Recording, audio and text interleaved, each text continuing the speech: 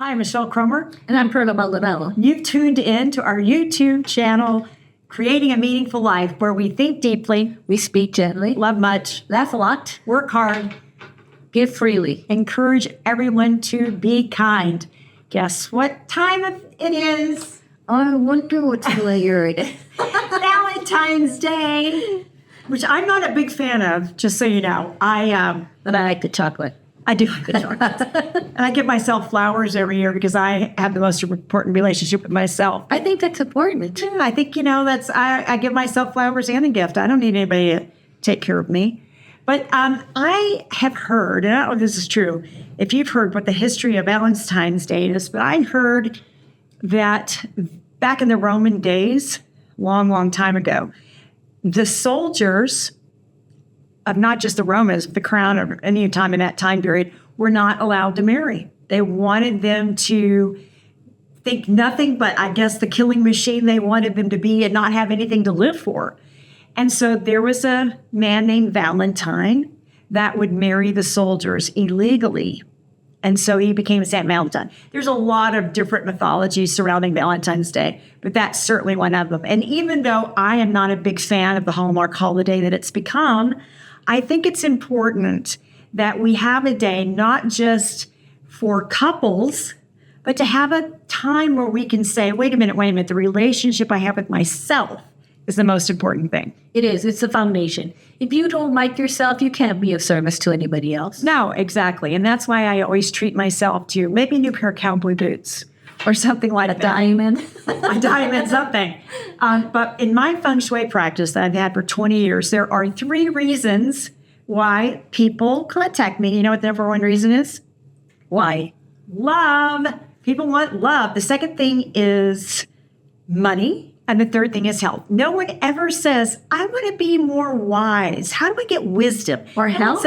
No one says that. Health is the third one. And I did have someone once call me about travel, which I thought was, really interesting. So in Feng Shui, and let me just back up and say, Feng Shui is about 4,000 years old. So when Buddha was in the lotus position getting enlightenment, Feng Shui had already been on the planet 2,000 years. And when Jesus was being crucified, it had already been on the planet, over 2,000 years. And so the reason why this has had the longevity is it works. There was an emperor that saw a turtle come out of a river, and really briefly, he saw a pattern on the turtle, and he discovered that energy pattern might be able to flow energy through spaces. So in other words, they knew quantum physics way back then.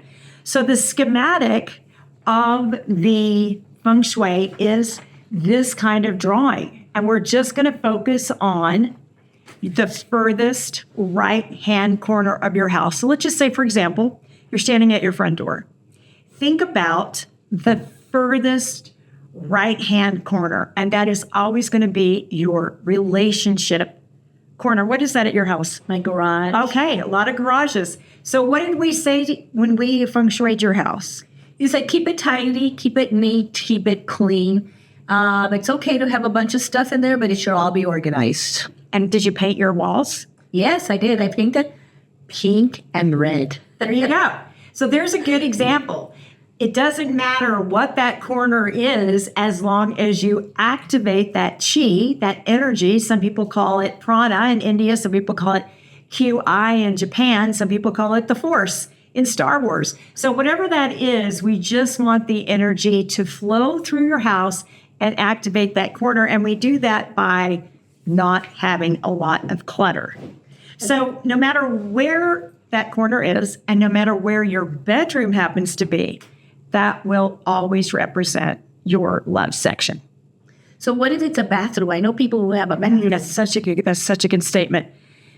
So in Feng Shui, bathroom, laundry room, kitchen, all have the same thing in common. Water goes down the drain. So it's really important, if that section is a bathroom, that you just close your bathroom door. That's all you have to do. No matter where the bathrooms are in the house, just close the bathroom door. And we can do another show on how to really activate your kitchen. If it's going down the drain, you just place some cures like some jade plants, or if it's a laundry room and you have a door, God, that would be the best thing to close it. You know what? This is a true story. Years ago, there was a woman, and I can walk in your house 100%. I've been doing this too long, and I can tell you about your life because your stuff is your subconscious mind 100% of the time. So if you got a lot of clutter, I know that you have some health problems. You probably have some like blockages in your heart. Maybe you have some vein problems. You've got some heart issues because you have to have that energy flow. But okay, so a woman calls me for love. She lives like up in the north. It's really cold up there. So we go to her furthest right-hand corner. I've never seen anything worse in all of my practice. She had over the door a dead animal head, dead energy. Her laundry room was the very corner, and outside the laundry room, kind of cat corner from the dead skull, was a freezer. So it's going down the drain, it's frozen, and it's dead. So this is what I actually said, if it's possible, when you need a new washer dryer, because I'm not a big one on buying stuff, I've just repurpose it, or when you need something, let's really purposely buy something. So when you're ready, buy a red washer dryer. They have those. And she did. And she took that skull thing down and she moved the freezer. And I said, have sex in that room. I don't care. Just have sex in that room. Anyway, it all turned out well for her. So whatever that is, there is a cure for that. But your bedroom always represents your relationships, always. So it doesn't matter if it's a romantic relationship. I had a business partner for over 20 years.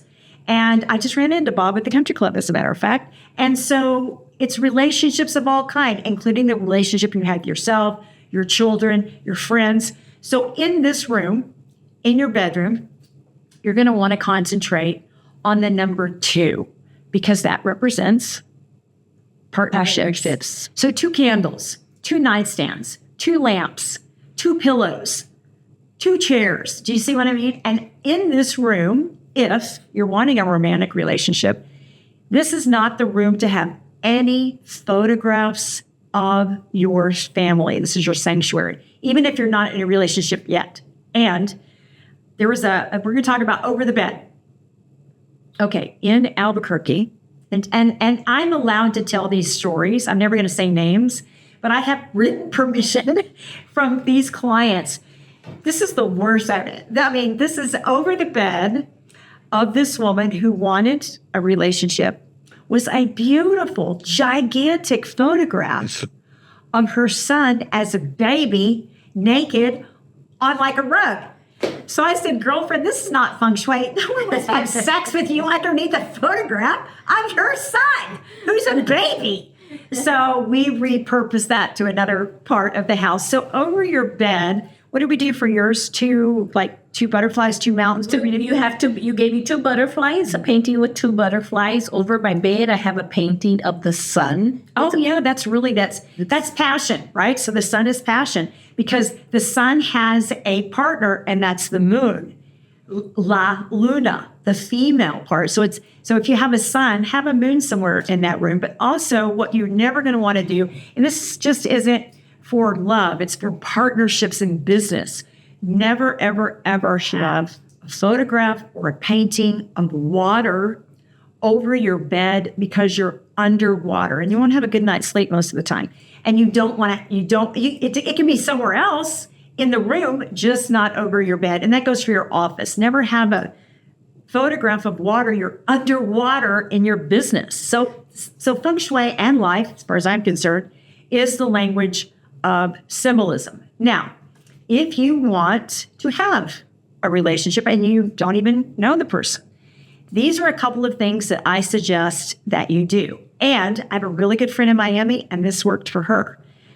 In your 2 nightstands, whatever the side of the bed that you don't sleep on, just empty that drawer out and just imagine that person being able to put their things in, that you made space for them. And I always keep that person in my prayer. I would always keep the partners of my 2 boys in my prayers, just I hope they're healthy, hope they're happy, that sort of thing. So you're bringing that energy into the now and into the present, and your subconscious mind doesn't even know that it's not happening. So bring that energy in also by looking at your closet and make some space for someone to hang a coat or a dress or a sweater or something, and just kind of allow space in your closet, meaning space in your life. Now, this is true, 100%. I have walked in homes. There's a home I remember in West Hollywood, beautiful flat, gorgeous. The woman calls me and she says, I want love. Okay. You want love? Okay. I walk in. There's a single Madonna, like the singer. There's a single this. There's a single woman this. There's a single woman this. There's a single. Picture of hers without anyone else. But in the furthest corner of the left-hand corner, which is your wealth and prosperity, was a bathroom. Her money's going down the drain. So I said, I'm not sure that you want a relationship. Your apartment, your flat is telling me that you're very happy being single. Perhaps what you really want is financial stability. And she goes, that's exactly right. I really don't want to be in a relationship. I'm 60 years old. I've never been married. What do I want to do with a relationship? So we closed the bathroom door and we kind of feng shuied that. And to this day, she is so happy single. So look at your house and see if that's really what you want. Look at your stuff. What is the symbolism of your house telling you? Now, let's go to Valentine's Day. It is Valentine's Day. What do? How do you bring love to yourself and surround yourself with love? I don't look good in red. My hair is red. You see this? I don't look good in red. I look terrible in red, and yet my mother used to dress me in red. I have no idea why. I love pink.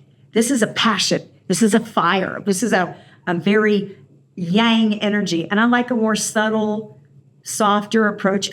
Whatever it is that you feel you want, here are the colors that you might want to wear that day. Wear something that you love. Wear jewelry that you love. And just be love. Well, red makes me feel happy. Whatever makes you feel happy is love. And, I don't go out on Valentine's Day. I hate to go out on Valentine's Day. I can't stand it. Okay, I'm going to say this, and I don't know if this is appropriate, but we're going to talk about it anyway. In where we live, did you even notice? You probably know this more than I do. We can look out the window right here and look at Ciudad Juarez, the city of Juarez, Mexico. Okay. On the 13th is the day of the mistress. Did you know this? No, it's just not. When I was president of my country club, we used to have 2 dinners. One on the because and I'm not talking Hispanic culture. I'm talking about Mexican culture. A lot of the Mexican culture come over to the border to educate their children, to join a country club, to go to church, whatever, to shop. And so there were 2 days. So I go out on the 13th. Mistresses are very well known. I mean, they're getting away from that, luckily. But the new generation. Yeah, the generation is getting away from it. But when you go back, even to when I was in my 20s, all the rich Mexican men, everybody knew they had girlfriends on this side of the Not just girlfriends, they had their families. Yeah, other families, Isn't that wild? I mean, for a white girl from Austin, Texas, I came here, I thought, I'm in a big novella. This is so great. I mean, it's just, it's cultural. I don't have any judgment on this, by the way. I don't have a dog in that race. Don't care. Unless you're in one yourself, then, you keep the guns away from. And it's just, it's just interesting. So if you are searching for love, do those things to bring love to you, or if you're just wanting more self-love, activate those points that we've given you. And, perhaps if you're in a relationship currently, you're not looking for a relationship, the best advice we can give you is just be love. Love yourself. Just be kind to that person. I don't think it's that hard. Yeah. I really don't think relationships, we make them complicated. We bring all of this stuff into the relationships. Just make it simple. I like simple. I mean, loving yourself, there's nothing wrong with just loving yourself. Just loving yourself. Giving yourself a Valentine. Grab a group of guys or single girls and just go out and that's what I like. Just go out and just have a good time. It does it on the 13th. Because the 14th is crazy prices. And that's another thing. Oh my God, I would never buy a red rose on Valentine's Day. They jack the prices up. What?